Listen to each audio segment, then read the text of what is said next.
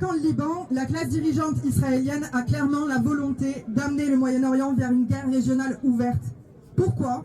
Parce que le gouvernement de Netanyahou est dans une position inextricable. Il est pris entre la résistance du peuple palestinien, la menace des condamnations pour corruption qui lui pendonnait et la colère montante dans sa propre population.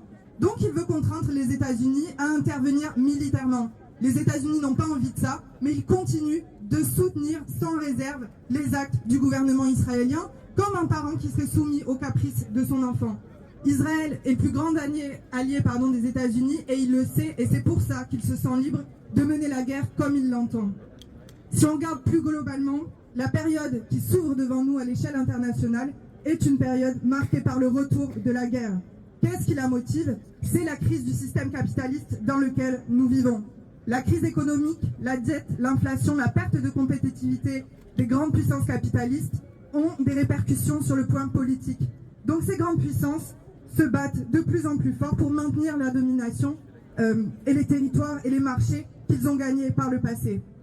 La guerre, en fait, est une manière de maintenir physiquement et par les armes cette domination.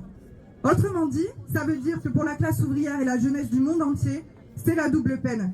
On subissait déjà le chômage, la hausse des prix, la casse de nos acquis sociaux, et maintenant on doit payer les conséquences de la guerre. Ça veut dire la mort et la barbarie pour les peuples du Moyen-Orient et ceux de tous les pays où la guerre est revenue, et de manière plus générale pour les travailleurs du monde entier, ça veut dire une hausse de l'inflation, le risque d'une récession mondiale qui finalement n'aura que conséquence de durcir en fait nos conditions de vie et de travail.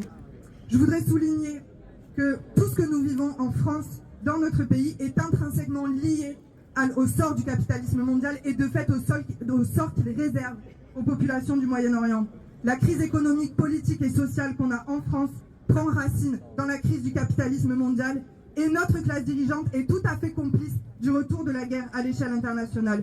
Il est grand temps qu'on brûle les racines de la misère, de la barbarie et de la guerre et que notre ennemi est le capitalisme mondial et on doit d'abord s'attaquer à ceux qui le défendent en France. C'est pourquoi notre premier objectif, ça doit être la chute du gouvernement Macron, Barnier-Le Pen et la fondation d'un authentique gouvernement des travailleurs en France. Merci.